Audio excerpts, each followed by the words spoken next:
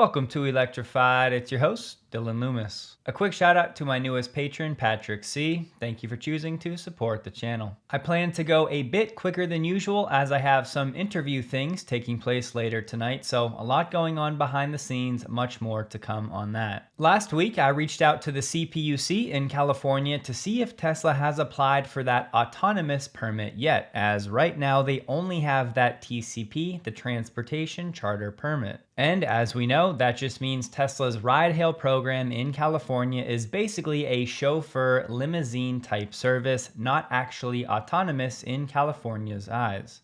And their response, we have not received any applications from Tesla for any CPUC autonomous vehicle permits. On one hand, Tesla staying under that transportation charter party permit makes all of the safety and reporting requirements much easier. However, I think the actual reason Tesla has not yet applied for a true autonomous vehicle permit in California is because of this. There's some new rulemaking in progress for the CPUC right now, and this one is for rules regarding autonomous vehicle passenger transportation services. And it has been confirmed Tesla has been making public commentary about these new rules. So I think Tesla is trying to shape these new rules in California for how AVs will be handled before actually applying for those official AV permits, and before ultimately jumping in headfirst to those true AV operations in California. Now, the good news is Tesla can continue to run this ride-hail program, collect all of the data, build out the infrastructure, work on pickup and drop off as they would. And we know that most of those miles are being driven autonomously.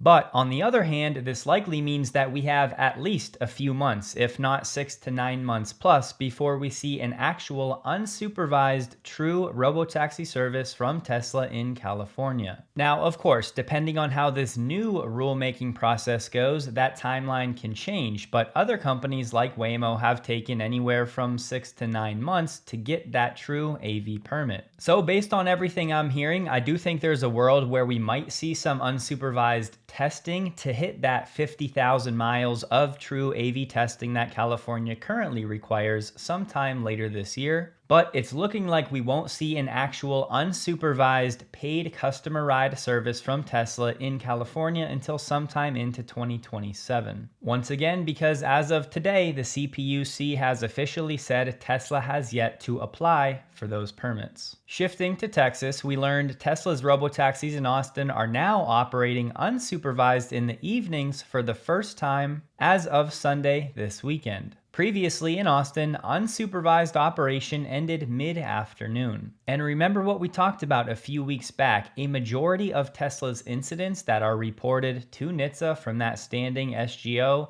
did actually happen at night. And while some newer cities may have more limited operating hours, whether it's down temporarily for rain, or anecdotally there have been some reports of Houston robotaxis not starting until 9 a.m., officially on Tesla's Robotaxi website it says the service is currently available from 6 a.m. to 2 a.m. Central Time. But if we know that in Dallas and Houston, Tesla's still only running unsupervised vehicles, it likely means that the service is shutting down well before 2 a.m. And for what it's worth, on the Robotaxi tracker, we now have 6 unsupervised vehicles in Houston, 5 in Dallas, and 24 in Austin for a total of 35. And as we said last week, I think we should expect Tesla to get to 10 to 15 unsupervised vehicles in both of these two new cities sometime over the next 2 to 3 weeks. So we're on track for exactly that. We'll have to wait and see what the geofence expansion looks like for Houston and Dallas. And no, I'm not going to play the percentage increase game coming from such a low base. Ultimately, the growth rate is still quite slow, but it's really right in line with what we've been expecting. Shifting to supervised FSD, Tesla has officially crossed the 10 billion miles driven mark. This really is a pretty incredible achievement, and to put some context to it, 10 billion miles is equivalent to driving coast to coast in the United States roughly 3.5 million times. So congratulations to the Tesla team, but as we highlighted, this milestone is likely not going to translate into some light switch moment for Tesla scaling unsupervised. There was a brief period of time where we had some hope that would be the case, but at this current moment, it does not appear to be the case any longer. Tesla Scope said 14.3.2 is going out to additional AI4 customers in North America. They believe roughly 55 to 60% of the fleet has now received this update. But for what it's worth, both of our AI4 vehicles are still without the update. So I would be curious to know how many of you already have 14.3.2 and how many are still waiting. The intervene pop-up was again changed. It still goes away if you do provide a voice message, but outside of that, you still need to select an option. And per the usual, I have not seen much negative about 14.3.2 from the early group, but Billy said that version has been giving him so many issues.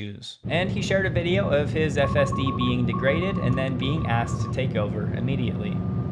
And Mike said it's definitely not as polished as 14.2.2.5. I don't have this certain issue, but have been getting some start-stop and jittery behavior. And it's certainly anecdotal, but another Tesla owner friend of mine said that he's not liking 14.3.2 as much as the 14.2 branch. So we are getting closer to a true wide release of 14.3, but we are not there yet. And after launching FSD subscriptions in the Netherlands just last month, Tesla now announced they'll be ending the one-time FSD outright purchase as of May 15th this year. After that date, the monthly option is the only option. And Tesla said owners in the Netherlands have driven 10 million kilometers on supervised FSD in under 1 month. That's roughly 6.2 million miles divided by 30 days is just over 200,000 miles per day, which happens to be equivalent to driving coast to coast in the US roughly 69 times.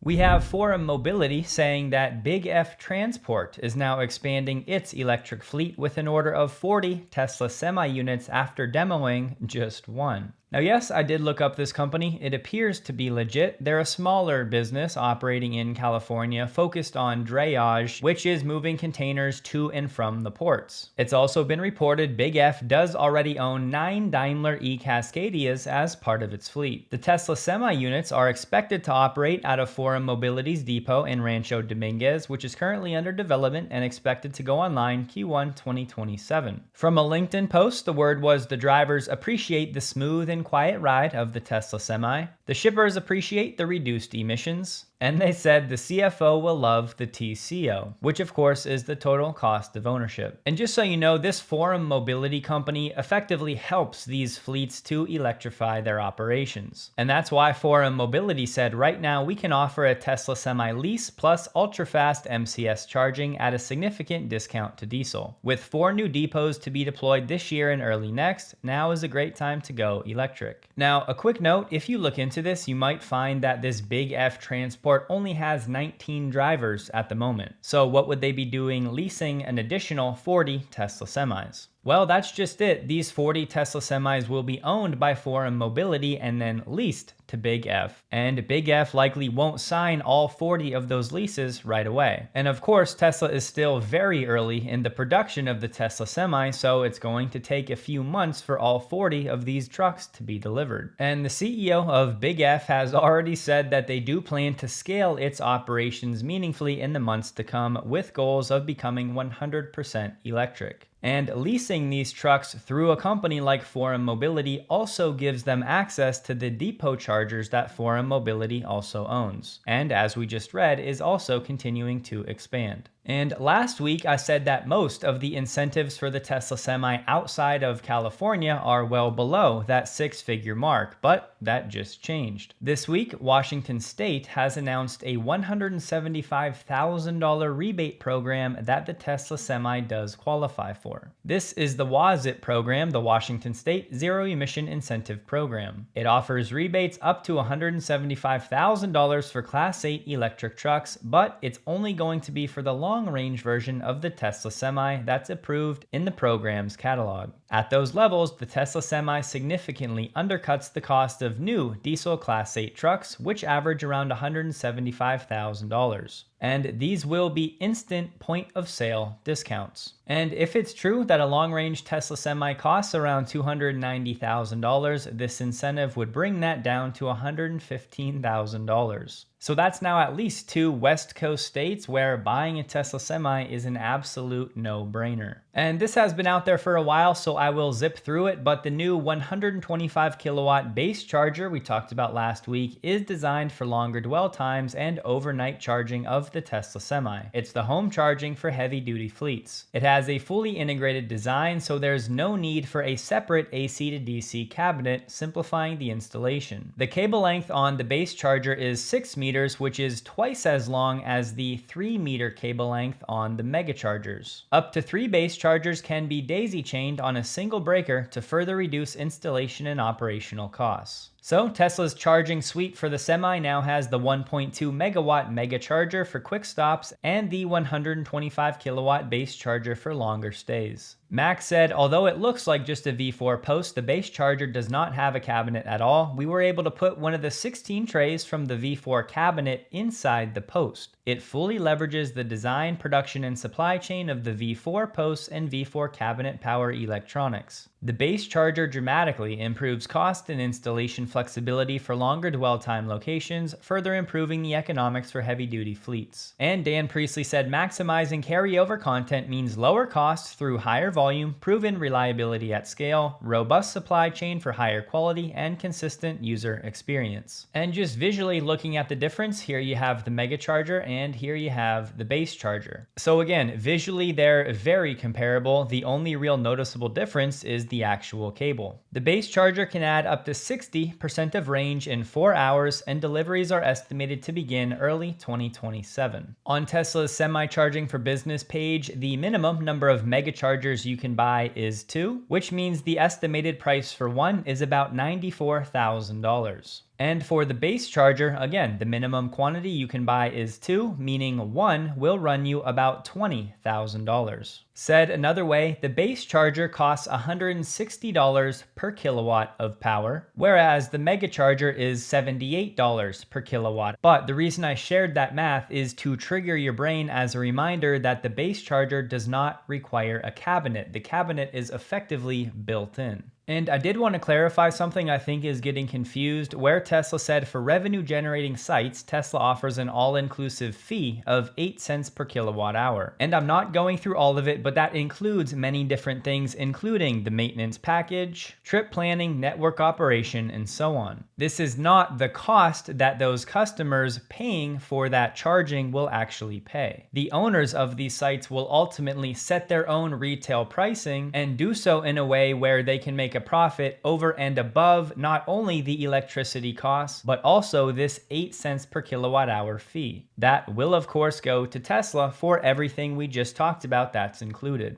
So again, this 8 cent number is not the retail price, it's just the fee that Tesla will charge the owners of these sites. This really is Tesla at its finest, continuing to drive efficiency and ultimate TCO for the customer, and doing so by using the same components across various products to drive economies of scale. And all we have to do is look at what Tesla's done on the supercharger side to see how things will likely play out on the mega charger side. Tesla being a first mover in this semi-charging space means it'll lock down premium locations first, and ultimately will likely be one of the biggest suppliers of its own hardware to third parties. And it will take time, but the more of the industry that is reliant on Tesla, the better it is for Tesla. Just to explain what's going on with the Model 3 in Canada, now the lowest pricing we've seen in some time, not just in Canada, but in North America. We now have a premium rear-wheel drive variant for what's equivalent to about $29,000 US.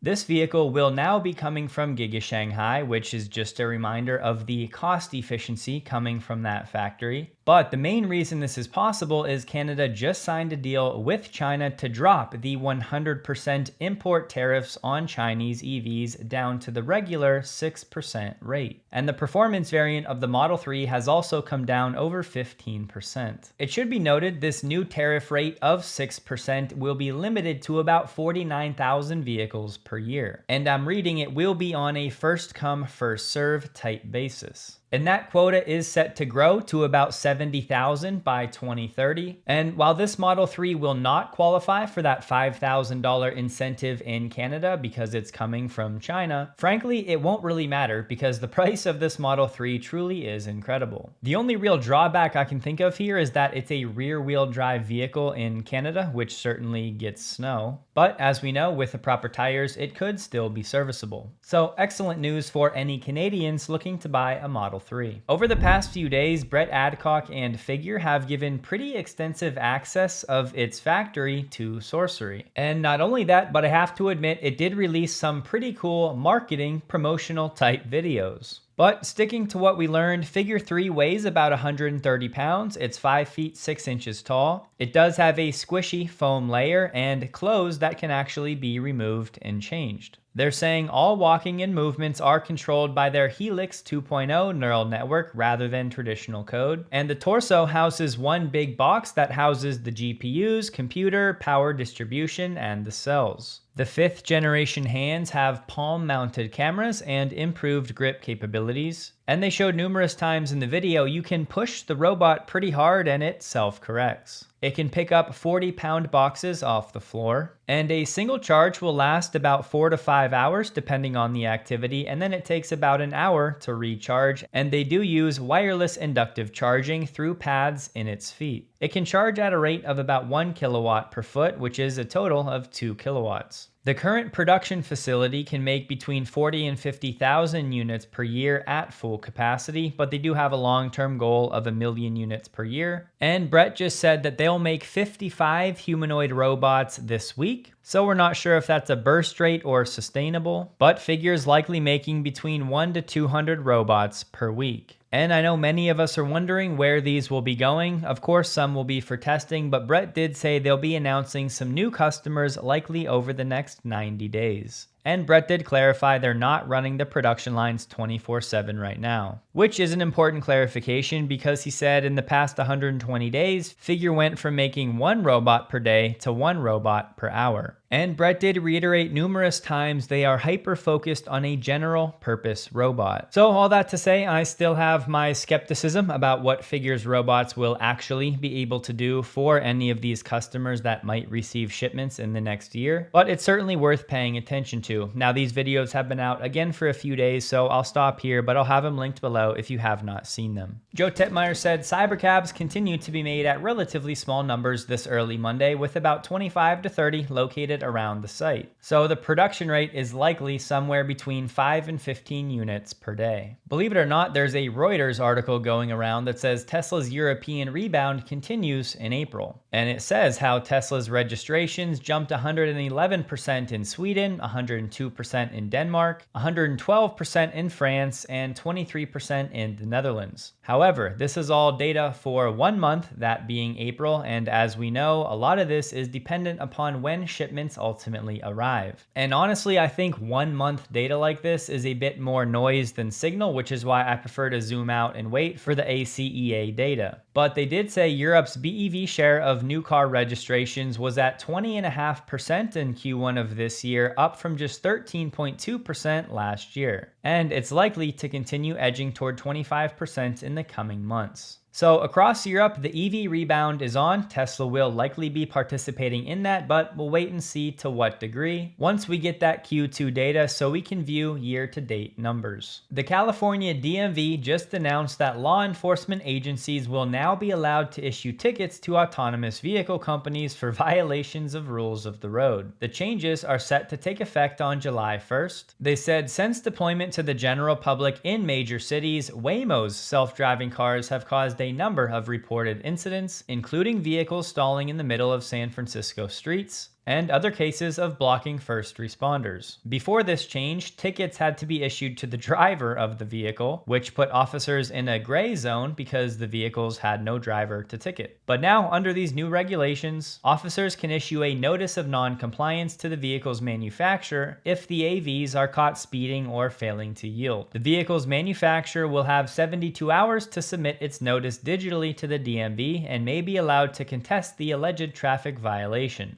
If the vehicle's manufacturer fails to respond, the DMV could launch an investigation, resulting in a recommendation for corrective actions, permit suspension, or other measures. As part of these new regulations, manufacturers will be required to complete a 50,000-mile safety test that demonstrates a vehicle's hardware, software, and operating system can safely operate on the road before the DMV issues a commercial permit to companies, which we actually touched on earlier in this video. And further, companies will now be required to ensure that remote operations personnel meet the state's licensing, permitting, and training requirements for remote drivers and assistants. This after some concerns were raised when people learned that Waymo had some of its safety operators based in the Philippines. They've also issued new regulations requiring vehicle manufacturers to provide methods to support first responders responding to emergencies. Companies will now be required to have an onboard communication system that allows first responders to reach a company representative within 30 seconds upon request. The system could be used if an officer observes the vehicle committing a traffic violation, if the first responder needs the vehicle moved from the area due to an emergency, or for a variety of other reasons. Additionally, local officials will now be able to enact a temporary electronic geofencing zone that prevents autonomous vehicles from entering during an emergency. Any vehicles present in the emergency area will be required to exit the zone. AVs that violate this restriction may be subject to permit restrictions or suspension depending on the circumstances of the incident. So, all that to show you why California is still one of the strictest states when it comes to AVs, and these new regulations will only make that more so. And it's also a fact that had these regulations been in place for the past 2 years, then Waymo would likely be in some trouble. Of course, we have plenty of questions about how local officials will be able to enact a temporary geofence, but it sounds like the automakers will be forced to comply. And to conclude, they said the new regulations will be phased in over the next few months. So not only are those some meaningful changes for California, but we'll wait and see if other states choose to adopt similar rules, at least as an interim measure as we continue to wait for an update on the federal framework for AVs. We've now seen a few reports of Tesla testing the Model Y L in the United States, specifically in Palo Alto.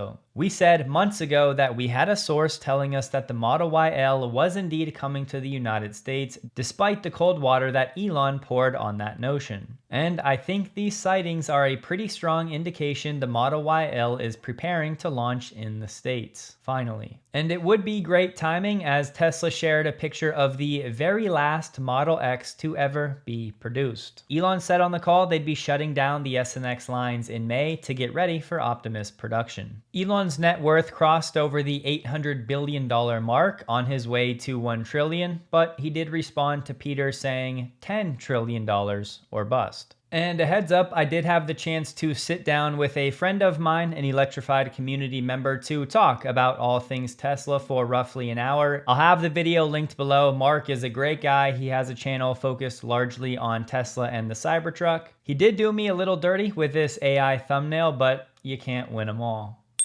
But in all seriousness, Mark is an awesome guy. He's one of us, big Tesla fan, does some great videos on the Cybertruck. So I'll have his channel linked below for those interested. Tesla stock closed the day at $392.51, up 0.43%, while the NDX was down 0.21%. The volume was 30% below the average. Again, stay tuned for an interview dropping later this week. It'll likely be on the weekend, perhaps Sunday, so maybe turn the bell notifications on just for those interviews. But hope you all have a wonderful day, and a huge thank you to all of my Patreon supporters.